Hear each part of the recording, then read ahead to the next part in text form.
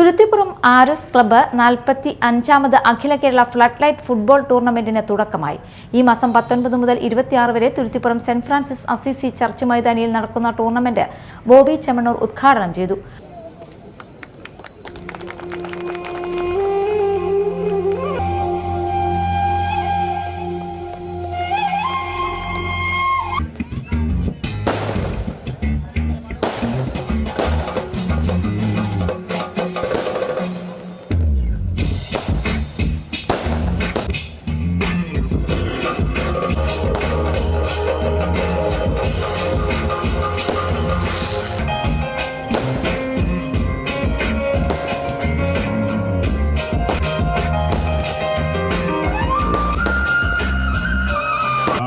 ആരോഗ്യമുള്ള ഒരു ശരീരത്തിലാണ് ആരോഗ്യമുള്ളൊരു മനസ്സ് വസിക്കുകയുള്ളൂ.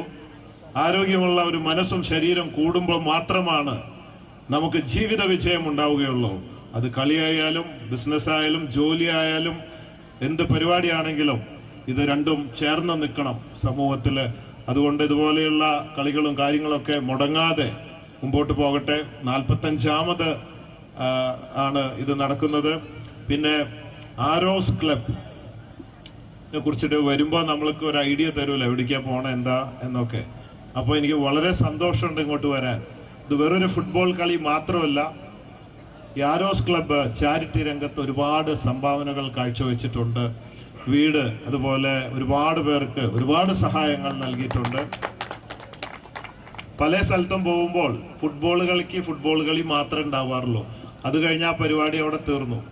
പക്ഷേ വളരെ ചുരുക്കം ക്ലബ്ബുകളാണ് ഫുട്ബോൾ കളി മാത്രമല്ല വ്യായാമം കളികൾക്കൊപ്പം ചാരിറ്റിയും കൂടെ ചേർത്ത് വെച്ചുകൊണ്ട് ആ ഒരു എന്താ പറയുക സൊസൈറ്റിയെ സ്നേഹത്തിലും സന്തോഷത്തിലും സമാധാനത്തിലും ആരോഗ്യത്തിലും നയിക്കാൻ വേണ്ടിയിട്ട് ഒരു സമൂഹം മുമ്പോട്ട് വരിക. പിന്നെ ഈ കാലഘട്ടത്തിൽ ഇതൊന്നും എളുപ്പമല്ല. നല്ല കാര്യങ്ങൾ മുമ്പോട്ട് സംഘടനകളും ഇങ്ങനെയുള്ള കളികളും കാര്യങ്ങളൊക്കെ മുമ്പോട്ട് കൊണ്ടുപോകണമെങ്കിൽ വളരെ സിൻസിയറായിട്ട് ശക്തമായിട്ടൊരു ടീം വേണം. ഈ കാലത്ത് പൈസ. Arrows club president Ajison Antony അധ്യക്ഷനായി. Thuruthippuram saint Francis Assisi church vicar father Joy Samprikkal, Puthenvelikkara panchayat president Prasanna Radhakrishnan, ജില്ലാ പഞ്ചായത്ത് മെമ്പർ നിത്യ എന്നിവർ ചടങ്ങിൽ വിശിഷ്ടാതിഥികളായിരുന്നു. പാറക്കടവ് ബ്ലോക്ക് പഞ്ചായത്ത് മെമ്പർ സ്മിത ജോയ്, പുത്തൻവേലിക്കര ഗ്രാമപഞ്ചായത്ത് മെമ്പർമാരായ വിഷ്ണു ലെനിൻ, ആന്റണി ഷെഫിൻ, ചേന്നമംഗലം ഗ്രാമപഞ്ചായത്ത് member TS Raju, Aluva saint Xavier's college principal Milan Frans, Puthenvelikkara Congress മണ്ഡലം president Francis Valiyaparambil, Puthenvelikkara CPIM local secretary CA Sajeev, Puthenvelikkara residence സമിതി പ്രസിഡന്റ് PJ തോമസ് തുടങ്ങിയവർ സംസാരിച്ചു.